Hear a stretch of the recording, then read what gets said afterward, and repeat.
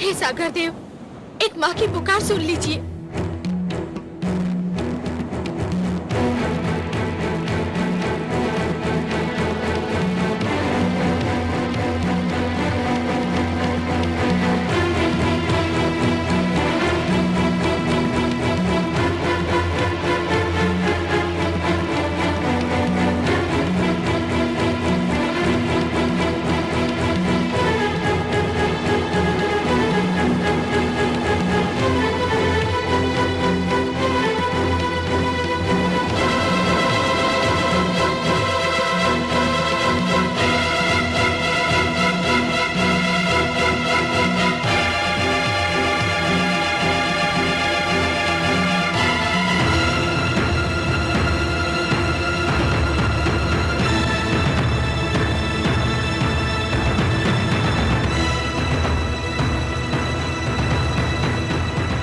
भगवान सर्वशक्तिमान, अनर्थ हो गया है।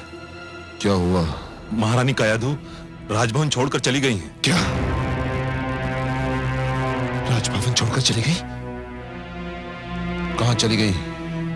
पुत्र वियोग में व्याकुल होकर वो सागर की ओर गई हैं, जहां कामरूप नरेश ने राजकुमार को डुबो दिया था। महाराज, महारानी कहीं जल समाधि ना ले लें। ये माता और पुत्र मिलकर मुझे पागल कर देंगे, पागल कर देंगे दोनों मिलकर।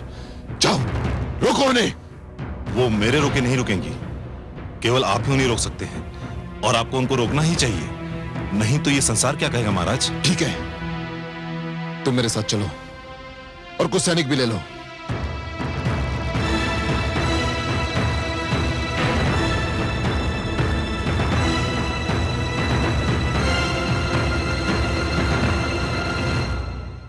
देवी, यह बालक तो जागने का नाम ही नहीं लेता।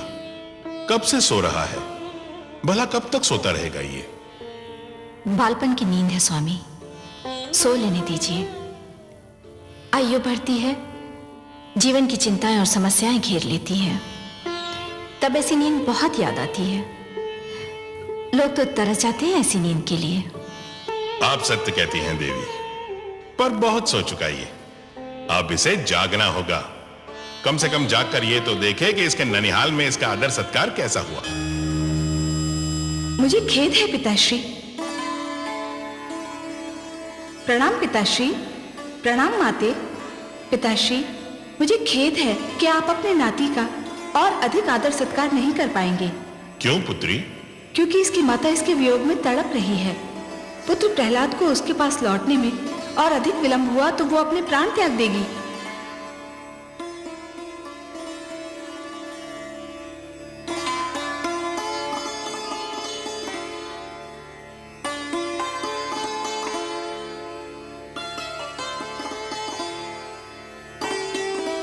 कितना मनमोहक है मेरा पुत्र। इसके मुख से तो मेरी दृष्टि हटती ही नहीं। तुमने इसके सिर पे हाथ क्या फेर दिया पुत्री? इसके माथे पर समस्त सृष्टि का तेज निखर आया है, मानो प्रकाश का मुकुट पहन लिया हो। सुनो पुत्री, तुम स्वयं जाके इस बालक को इसकी माता को सौंप दो। नहीं पिताश्री, पुत्र प्रहलाद को आपकी गोद में फेंका गया था। कयाधु भी इसे आप ही से मांग रही है। दुख से बिलखती इसकी माता को आप अपने हाथों से लौटाएंगे तो उसके हर्ष की कोई सीमा नहीं रहेगी। आप ही इसे ले जाइए। तुम कहती हो पुत्री, तो मैं ही इस बालक को इसकी माता को सौंप दूंगा।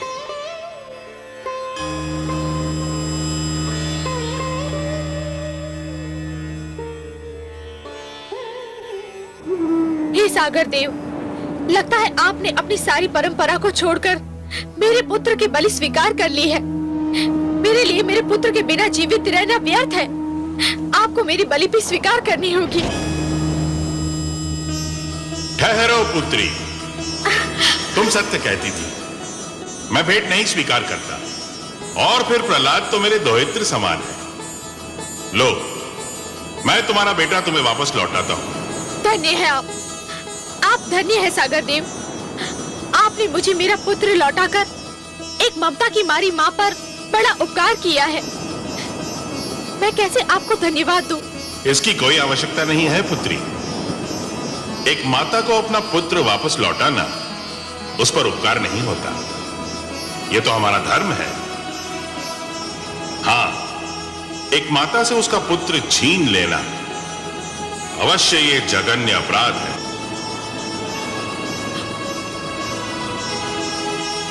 मेरा पुत्र, मेरा पुत्र, मेरा लाल, मेरा लाल। माते, आप यहाँ कैसे आई और मैं यहाँ कैसे आया? मैं तो कारागार में था ना। हाँ पुत्र, तुम्हारे दुष्ट फूफा विप्रचित्ति ने तुम्हें सागर तले फेंक दिया था। परंतु मैं तो बहुत मीठा सपना देख रहा था। मैंने स्वप्न में अपने एक नानाशी को भी देखा। मैं उनके गोद में था। मैंने माता महादेवी लक्ष्मी को भी अपने पास देखा। कितनी अच्छी थी वो। उनके गोद में जाकर मुझे यूं लगा जैसे मैं स्वर्ग में आ गया हूँ। मेरा पुत्र,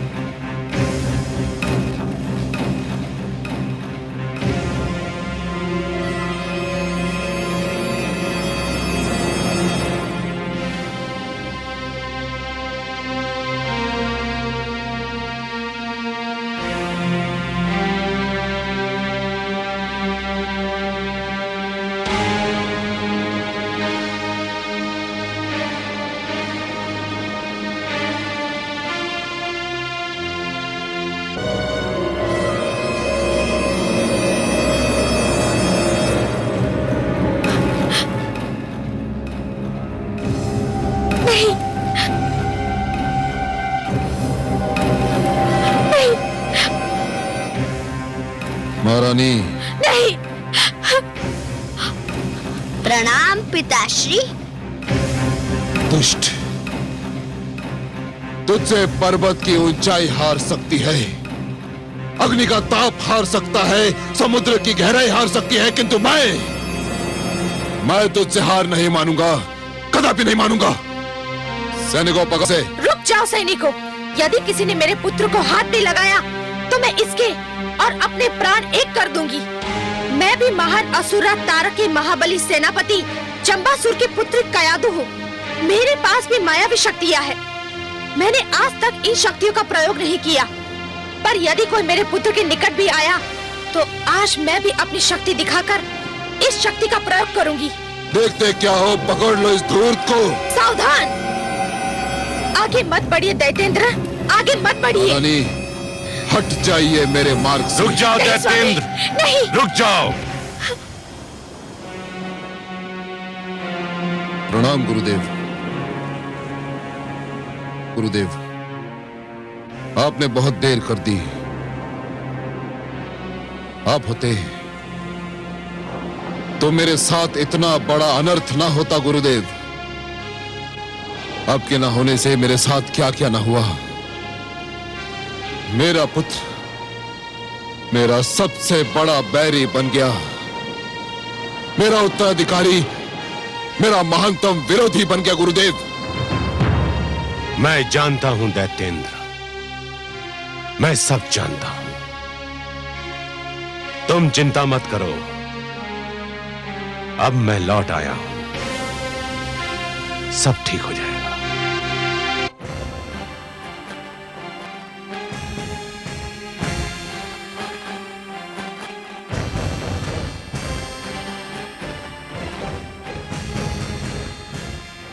प्रणाम दैत्य गुरु। यशस्वी भव। प्रणाम भ्राताश्री। दुष्ट प्रहलाद का अंत हो गया भ्राताश्री, साथ ही आपकी चिंताओं और समस्याओं का भी अंत हो गया। ना तो दुष्ट प्रहलाद का अंत हुआ,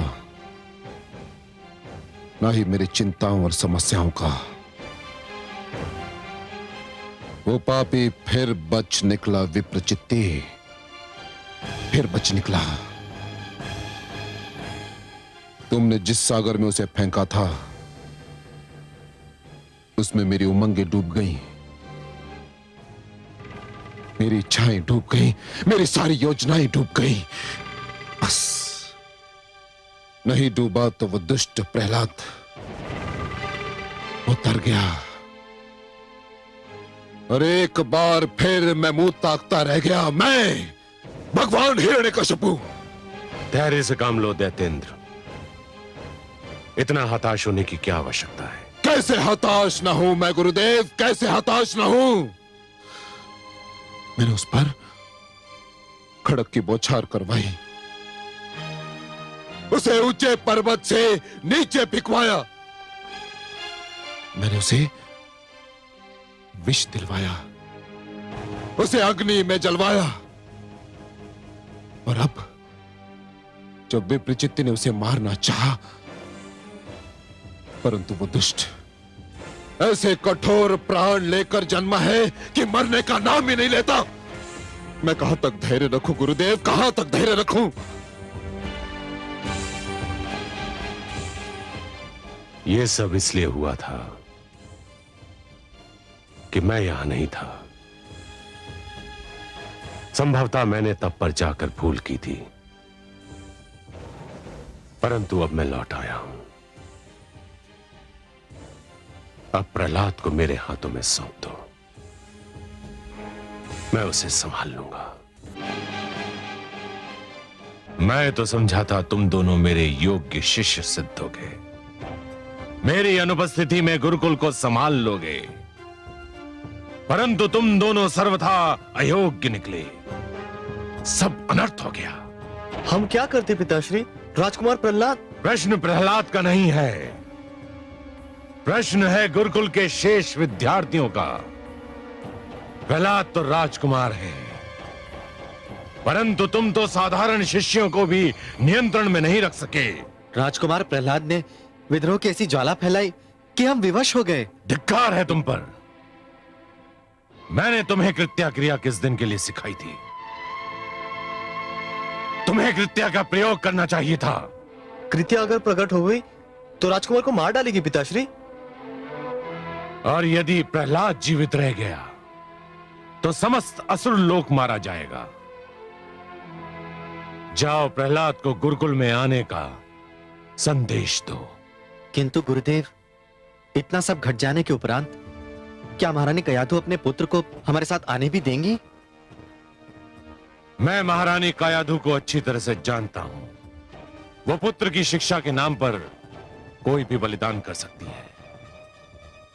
जाओ उनसे कहो कि मैंने प्रहलाद को गुरुकुल में शिक्षा के लिए बुलाया है। जो आज्ञा गुरुदेव।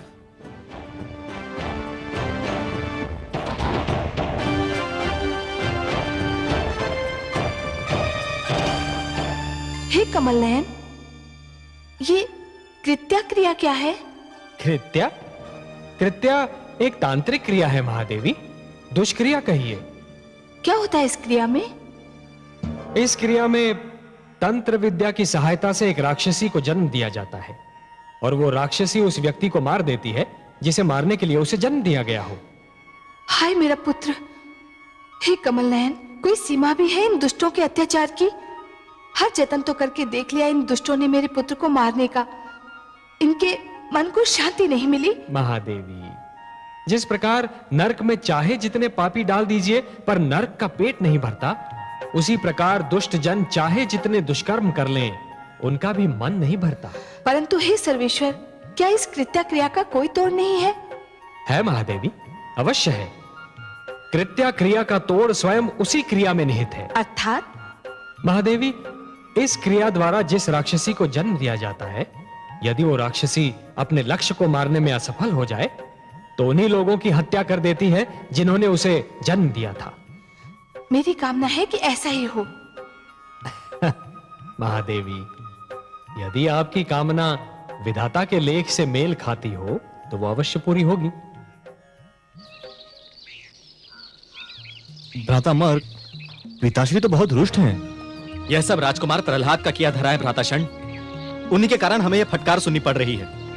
और पिताश्री का क्रोध तो तुम जानते ही हो, एक बार चढ़ जाए तो उतरने का नाम ही नहीं लेता है। मेरे मन को पिताश्री का क्रोध शांत करने का एक उपाय सूझा है। क्या? देखो भ्रातामर, यदि हम राजकुमार प्रहलाद को गुरुकुल लाने से पहले मार्ग में हाथी के पैरों तले कुचलवा डालें तो पिताश्री को बहुत प्रसन्नता होगी और उनका क्रोध भी शांत हो जाएगा। वैसे मैंने इसका प्रबंध भी कर लिया है। तुम भी विचित्र बात करते हो भ्राताशरण। अरे पहले महारानी कयाधु को उसे हमारे साथ गुरुकुल ले जाने की अनुमति तो दे लेने दो। अकारण अंधकार में बाण फेंके जा रहे हो। चलो अब।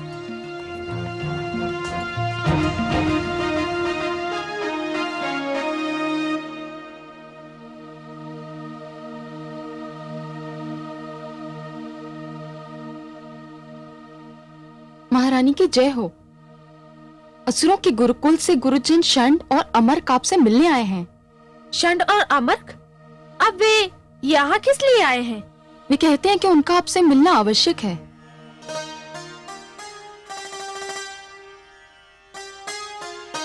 ठीक है, बुलाओ उन्हें।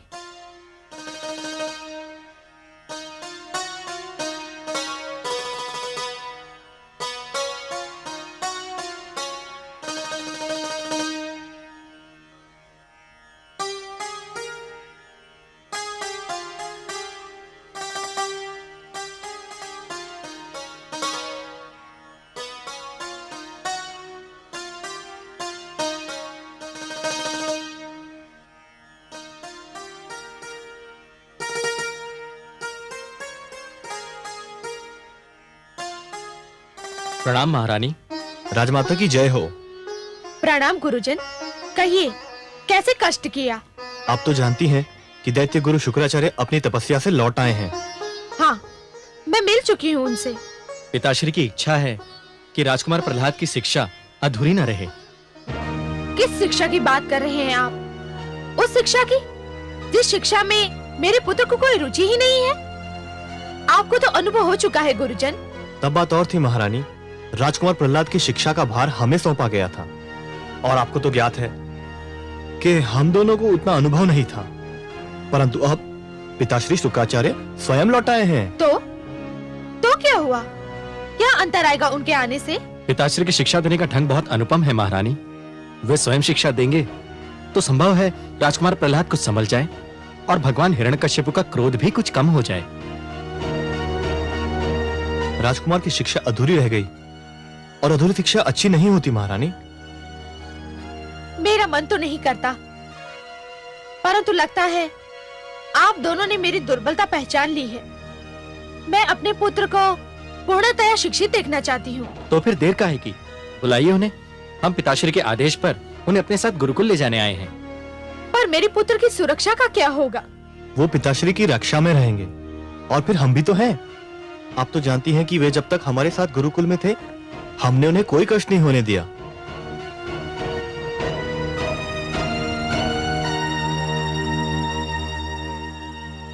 पुत्र प्रहलाद,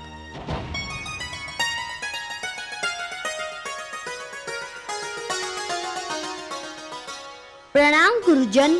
आयुष्मान भव शिष्य। तेजस्वी भव शिष्य। पुत्र प्रहलाद, तुम्हारे गुरुजन तुम्हें अपने साथ गुरुकुल ले जाने आए हैं। उन्हें गुरु शुक्राचार्य ने भेजा है। ये तो बहुत शुभ समाचार है। मुझे बहुत दुख था कि मेरी शिक्षा अधूरी रह गई। तो तुम जाओगे उनके साथ? हाँ, अवश्य जाऊंगा।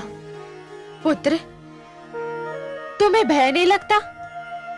भय? किस बात से भय माते? शिक्षा से भय या गुरुकुल जाने से भय? जो शिक्षा और गुरुकुल से डरते हैं वे जीवन में कुछ नहीं कर पाते। परंतु पुत्र, तुम्हें कुछ हो गया तो? मुझे अब तक कुछ हुआ माते? आप चिंता ना करिए, मुझे कुछ नहीं होगा। मुझे जाने की अनुमति दीजिए।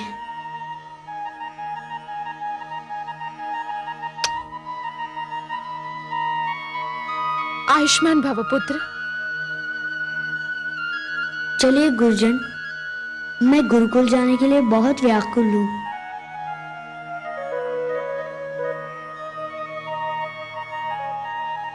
तुम्हारा आशीर्वाद है मेरे साथ। विश्वास करो, मुझे कुछ नहीं होगा। जाओ पुत्र।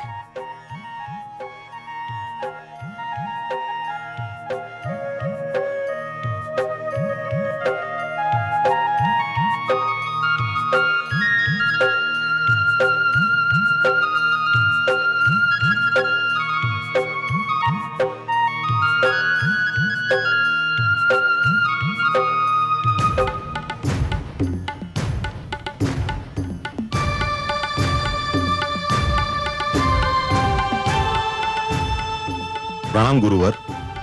क्या समाचार लाए हो सेनापति? शुभ समाचार है दैत्य गुरु। महारानी कयाधु ने राजकुमार प्रहलाद को गुरुकुल जाने की अनुमति दे दी है। राजकुमार गुरुजन षंड और अमर्क के साथ गुरुकुल की ओर प्रस्थान कर चुके हैं।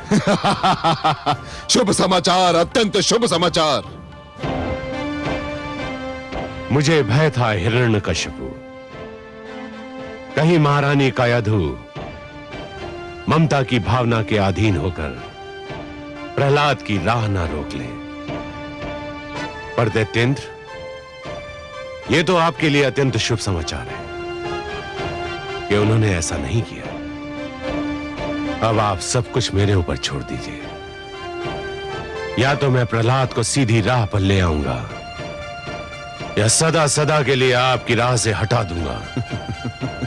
मुझे शीघ्र से शीघ्र गुरुकुल पहुंचना चाहिए। मुझे विश्वास है जहां सब असफल हो गए वहां आप और केवल आप ही सफल हो सकते हैं गुरुदेव। किंतु गुरुदेव,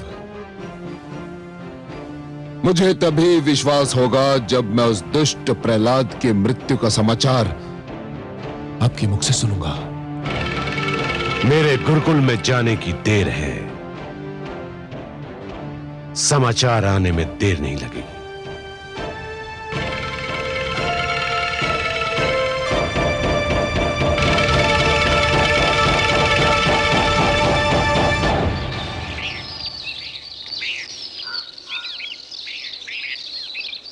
गुरुजन, आपने माताश्री को मनाकर मुझ पर बड़ा उपकार किया है। मैं अपने गुरुकुल के मित्रों से मिलने के लिए बड़ा व्याकुल था। वे भी तुम्हें देख के बहुत प्रसन्न होंगे। क्या हमें ज्ञात है कि मैं वहां आ रहा हूँ? नहीं, हमने यह निर्णय लिया था कि अचानक तुम्हें उनके समक्ष ले जाकर उन्हें अचंभे में डाल देंगे। अरे, ये आवाज कैसी? हाँ, शिष्य प्रहलाद, तुम यही ठहरो, हम देख के आते हैं कि ये हाथी कहां से आ रहा है। आओ भ्रातामर। हाँ, यही ठहरना।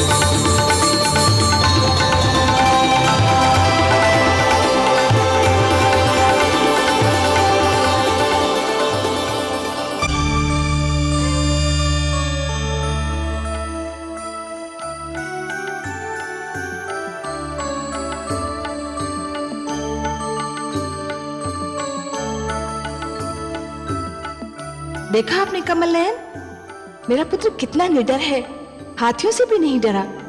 उनके समक्ष डटा रहा, वे ही सिर झुकाकर चले गए। महादेवी, आपके पुत्र का ईश्वर पर इतना अडिग विश्वास है कि उसने मृत्यु से भयभीत होना छोड़ दिया है। वो जानता है कि उसका जीवन और उसकी मृत्यु दोनों ही ईश्वर के हाथों में है, उन हाथियों के भारी भारी पैरों तले नहीं। आपने सत्य कहा कमल नयन, मृत्यु से क्या भयभीत होना, वो तो एक दिन आकर ही रहेगी। किंतु मृत्यु के भय से जीवन का सुख चैन खोना मूर्खता है, और ये भेद मेरे पुत्र ने जान लिया है। यूं भी उसने इतनी यातनाएं झेली हैं कि अब उसके लिए मृत्यु अर्थहीन हो गई है।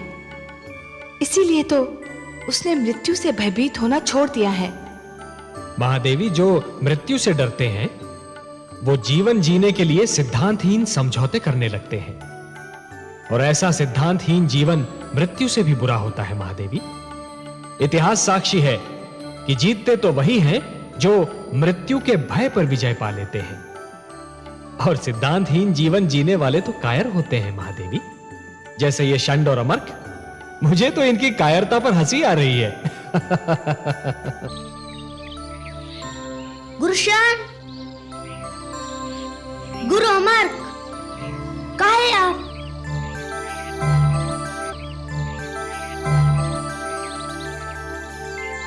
कहाँ चले गए थे आप दोनों? हम कहीं नहीं, हम तो यही थे। हाँ। क्या आप हाथी से भयभीत हो गए थे? नहीं नहीं, हम क्यों भयभीत होंगे? क्यों भ्राताशण? है ना? बिल्कुल बिल्कुल। हाँ। हम तो नित दिन हाथियों के साथ में खेलते हैं, है ना? हाँ। परंतु गुरुजन, लगता है ये हाथी हमारे संग खेलने नहीं, कुछ और करने आया था। कुछ और? चलिए गुरुजन, गुरुकुल में हमारी प्रतीक्षा हो रही होगी। हाँ, चलो।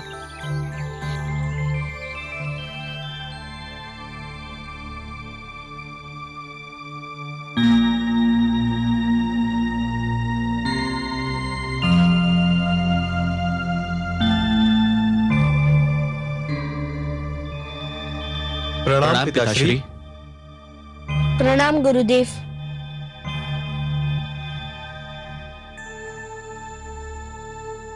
आयुष्मान भव। तुम दोनों बाहर जाओ पुत्र,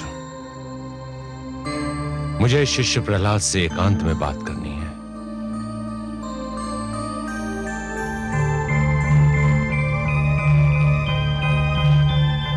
शिष्य प्रहलाद, प्रसन्नता हुई तुम्हें देखकर, कहो कैसे हो? गुरुदेव की कृपा से सकुशल हूँ। अब गुरुदेव के दर्शन से धन्य हो रहा हूँ। जानते हो प्रहलाद, मैंने तुम्हें यहाँ किस लिए बुलाया है? मेरी अधूरी शिक्षा संपूर्ण करने के लिए, और मैं इसे अपना सौभाग्य समझता हूँ कि मुझे आपसे शिक्षा मिलेगी। मैं चाहता हूं कि तुम्हारी शिक्षा संपूर्ण हो, परंतु उससे पूर्व मैं तुमसे एक प्रश्न पूछना चाहता हूं। मेरे प्रश्न का उत्तर दोगे? आपके प्रश्न का उत्तर देने की क्षमता तो नहीं है मुझ में, किंतु यथाशक्ति प्रयत्न करूंगा। शिष्य, तुम जानते हो कि दीपक का धर्म क्या है? प्रकाश फैलाना गुरुदेव, अंधकार से संघर्ष करना। संतान को भी कुल दीपक कहा जाता है, जानते हो? जानता हूं गुरुदेव। जानते हो तो फिर अपने कुल के लिए ऐसा दीपक क्यों बने हुए हो जो प्रकाश के स्थान पर अंधकार फैला रहा है, उनके कष्ट का कारण बना हुआ है। हे गुरुदेव, मैंने किसको कष्ट दिया? किसको कष्ट नहीं दिया? अपने गुरुजन को कष्ट दिया, अपने पिता को कष्ट दिया, अपनी माता को कष्ट दिया, और उससे बढ़कर अपने आप को कष्ट दिया। तुम्हें कटारों की तेज धार पर रख लिया गया, पर्वत से गिराया गया, विष पिलाया गया, नागों के बीच छोड़ दिया गया, अग्नि में जलाया गया, सागर में डुबोया गया। परंतु ये सब मेरे लिए कष्ट नहीं सिद्ध हुए, ये सब तो मेरी परीक्षाएं सिद्ध हुई, और आपकी कृपा से मैं इन परीक्षाओं में सफल हुआ। संभव है, किंतु तुम अपने माता पिता और समस्त असुर लोग के कष्ट का कारण तो बने हुए हो। उसका क्या उत्तर है तुम्हारे पास? हे गुरुदेव, यदि उनके कष्ट का कारण मैं होता तो विश्वास कीजिए, मैं अपने हाथों अपने जीवन का अंत कर लेता। परंतु ये सत्य आप भी जानते हैं और मैं भी जानता हूँ कि उनके कष्ट का कारण मैं नहीं हूँ। तो कौन है उनके कष्ट का कारण? मेरे प्रश्न का उत्तर दो प्रहलाद। मैं नतमस्तक होकर आपसे क्षमा याचना करता हूँ गुरुदेव, परंतु आपने मुझे उत्तर देने का आदेश दे ही दिया है, तो मेरा उत्तर भी सुन लीजिए। उनके कष्ट का कारण आप हैं।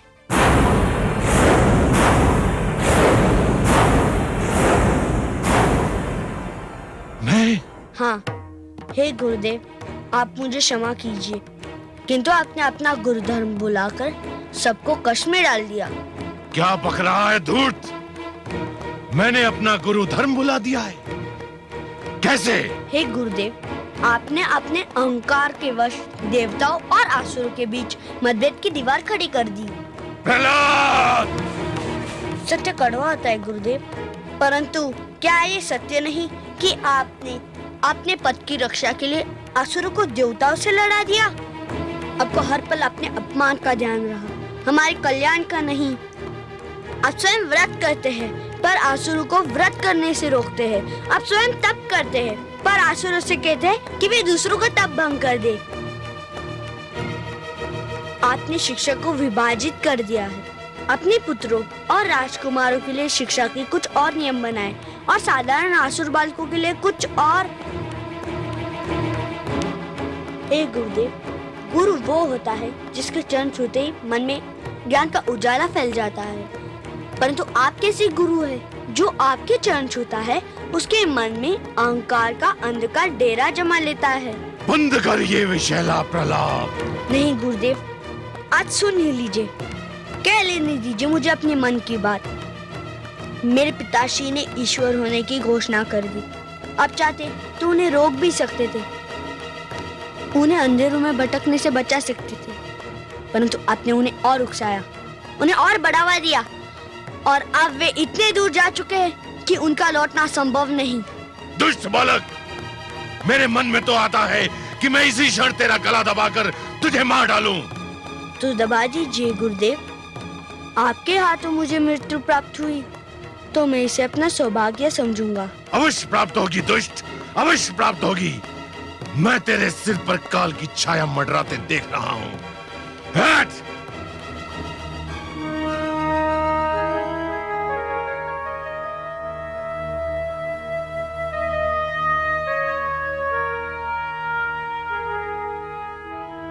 शिष्य भटक जाए तो गुरु उसका मार्गदर्शन करता है, गुरु भटक जाए तो उसका मार्गदर्शन कौन करेगा? आहा, वाह पुत्र, धन्य हो तुम। हे कमल नयन, सुनिए आपने मेरे पुत्र की बात। एक बालक ने जीवन का सारा दर्शन सामने रख दिया। इसी को कहते हैं गागर में सागर समो देना। महादेवी, सब लोग जीवन को विद्या की दृष्टि से देखने का प्रयास करते हैं, परंतु आपका पुत्र जीवन को भक्ति के नेत्रों से देखता है, इसलिए जीवन के सारे रहस्य उसे विदित हैं। और महादेवी, प्रहलाद को जीवन का एक सीधा और सरल सत्य भी ज्ञात है, और वो सत्य ये है महादेवी कि जिस प्रकार जब एक पुरुष भटक जाता है तो केवल एक ही व्यक्ति भटकता है, परंतु जब एक नारी के पैर डगमगाने लगते हैं तो समस्त परिवार डगमगा जाता है। उसी प्रकार जब एक शिष्य भटकता है तो केवल एक ही छात्र भटक जाता है, परंतु जब एक गुरु भटक जाता है महादेवी तो समस्त छात्र समाज भटक जाता है, और जब समाज भटक जाता है महादेवी तो समस्त राष्ट्र का संकट बन जाता है। परंतु हे कमल नयन, इतनी छोटी सी बात दैत्य गुरु शुक्राचार्य की समझ में क्यों नहीं आती? इसके कई कारण हैं महादेवी। हठ, अहंकार, घायल अहम की पीड़ा, और सबसे बढ़कर बुद्धि और विवेक का अंधा विरोध। उन्होंने अपनी सद्बुद्धि को अपने अहंकार के पास रहन रख दिया है। दैत्य गुरु शुक्राचार्य स्वयं भी भटक रहे हैं और हिरण्यकशिपु को भी भटका रहे हैं।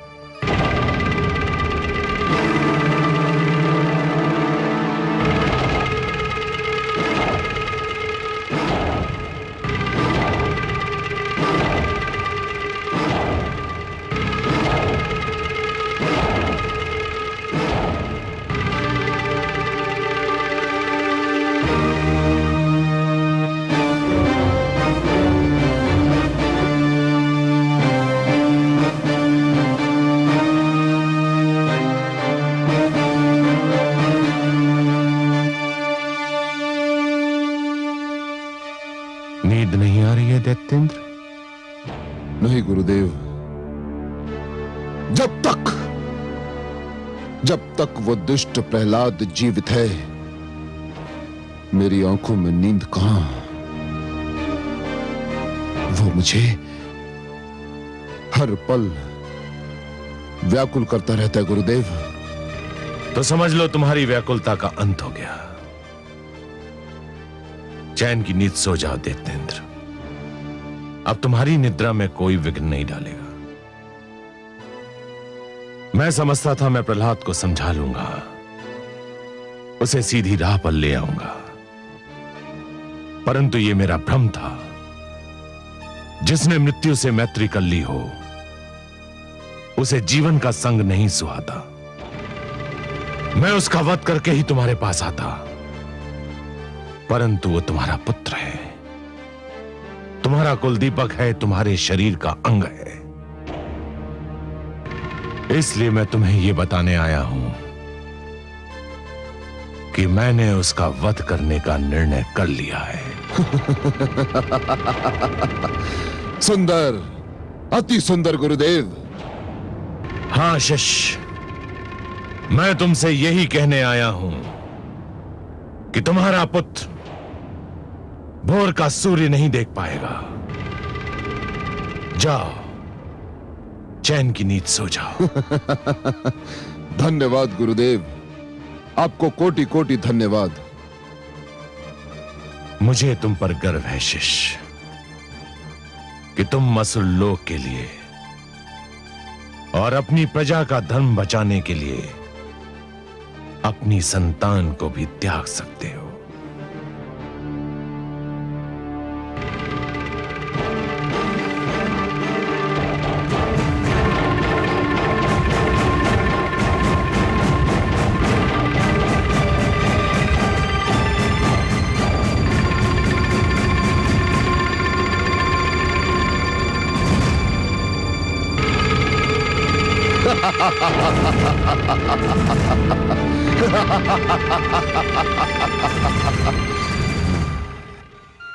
हे कमल नयन, दुष्ट हिरण्यकशिपु की बुद्धि पर तो उसके झूठे अहंकार ने अधिकार जमा लिया है।